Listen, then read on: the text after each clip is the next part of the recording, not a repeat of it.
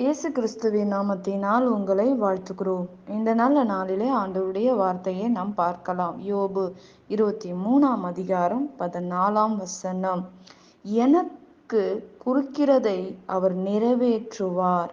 ஆம் பிரியமானவர்களே, இந்த காலை வேளையில ஆண்டவர் உங்களோடு பேசுகிற வார்த்தையை நாம் பார்க்கலாம்.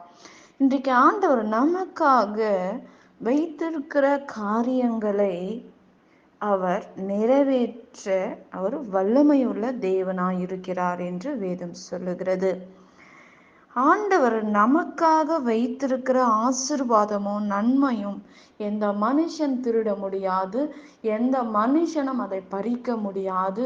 தேவன் ஒரு மனிதனுக்கு தர வேண்டிய ஆசீர்வாதத்தை, நன்மையை, வரங்களை ஒரு நாளும் ஒரு மனிதன் கூட அதை தடை பண்ண முடியாது.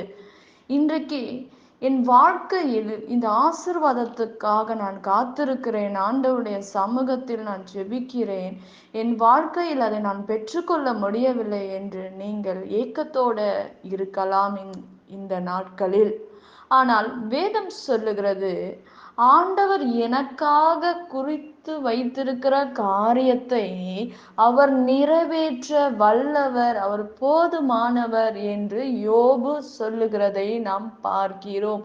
யோபு எல்லாவற்றையும் இழந்தவனாய் இருக்கிற அந்த சூழ்நிலையில்தான் எனக்காக ஆண்டவர் வைத்திருக்கிற நன்மைகள், சமாதானத்தை எனக்கு நிறைவேற்றுவார் என்று நான் அறிந்திருக்கிறேன் என்று வேதம் சொல்லுகிறது.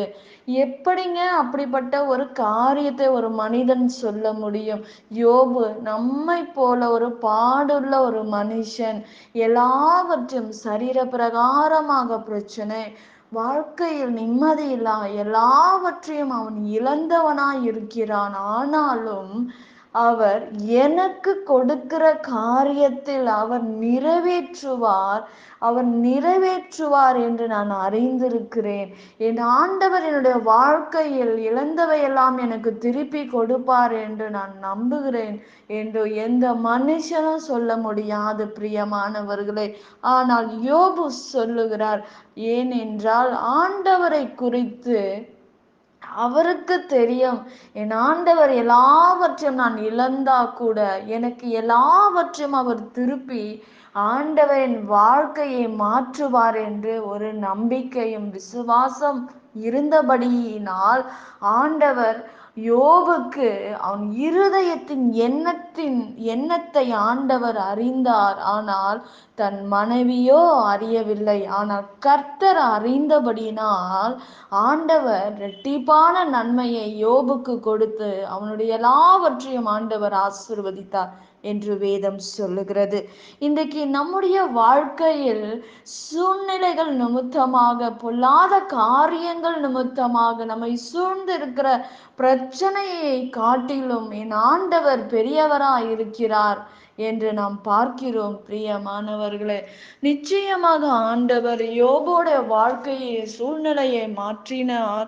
இன்றைக்கு உங்களுடைய சூழ்நிலையும் என்னுடைய சூழ்நிலைகளும் மாற்ற அவர் வல்லமை உள்ள தேவனாய் இருக்கிறார் என்று வேதம் சொல்லுகிறது பிரியமானவர்களே. நிச்சயமாக ஆண்டவர் நம்முடைய வாழ்க்கையில் பெரிய காரியங்களை செய்வார். அவர் உண்மை உள்ளவராய் இருக்கிறார். இன்றைக்கு யோபுவோட சரித்திரத்தை நாம் பார்க்கும்போது அவனுடைய நண்பர்களுக்கு அந்த சூழ்நிலையில கூட மற்றவர்களுக்காக அவன் ஜெபித்தான், மற்றவர்களுக்காக தேவ சமூகத்தில் போய் நின்றான். அவனுடைய சூழ்நிலைகள் படுமோசமா இருக்கிறது. ஆனால் அவன் சூழ்நிலையை அவன் பாராதபடி தன் நண்பர்களுக்காக அவன் தேவ சமூகத்தில் போய் நின்றான்.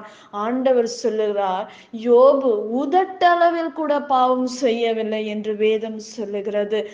ஆனால் ஆண்டவர் நம்மை உருவாக்கி இருக்கிறார். இன்றைக்கு யோபுவை போல நம்முடைய வாழ்க்கைகள் இருக்கலாம், எல்லாவற்றையும் நாம் இழந்தவராய் இருக்கலாம். ஆனால் யோபுவை போல நம்ம வாழ்க்கையில் சொல்ல முடியுமா? ஆனால் யோபு சொன்னார், ஆண்டவரே நீர் நினைத்தது ஒரு நாளும் தடைபடாது என்று நான் அறிந்திருக்கிறேன் என்று வேதம் சொல்லுகிறது. இன்றைக்கு எல்லாவற்றையும் இழந்து வெறுமையாக நின்று இருக்கலாம். உன் பாத்திரம் நிரம்பி அழியும் என்று வேதம் சொல்லுகிறது. இன்றைக்கு மனுஷன் எல்லாவற்றையும் தடுக்கலாம், ஆனால் ஆண்டவர் ஒரு மனிதனை உயர்த்த வேண்டும் என்றால் ஆண்டவருடைய கரங்களில் இருக்கிறது. நீ வெறுமையாக நின்று தேவ சமூகத்தில் இருக்கலாம். ஆண்டவர் உன் வெறுமையை மாற்றி நீ ஆண்டவர் நினைத்ததை அவர் குறிக்கிற காரியம், அவர் நினைக்கிற காரியம், உனக்கு என்ன தர வேண்டும் என்று நினைக்கிற காரியத்தை ஒருவனாலும் தடை செய்ய முடியாது, எந்த மனுஷனால் தடை செய்ய முடியாது என்று வேதம் சொல்லுகிறது. நிச்சயமாக ஆண்டவர் உங்களுடைய வாழ்க்கையில் எல்லா குறைவையெல்லாம் நிறைவாக மாற்றுவார். யோபுக்கு ஆண்டவர் அற்புதம் செய்தார், இன்றைக்கு உங்களுக்கும் எனக்கும் ஆண்டவர் அற்புதம் செய்வார். நாம் ஜெபிக்கலாம். பரலோகத்தில் வாசமாய் இருக்கிற அன்பின் பிதாவே, உங்க நாமம் மகிமைப்படுவதாக, உங்க ராஜ்யம் வருவதாக. ஆண்டவரே, இந்த நாளை நாங்கள் ஒப்பு கொடுத்து நாங்கள் ஜெபிக்கிறோம்ப்பா. உங்க கரம், உங்க வல்லமை, உங்க கிருபை இந்த நாள்ல இறங்கட்டோம்ப்பா.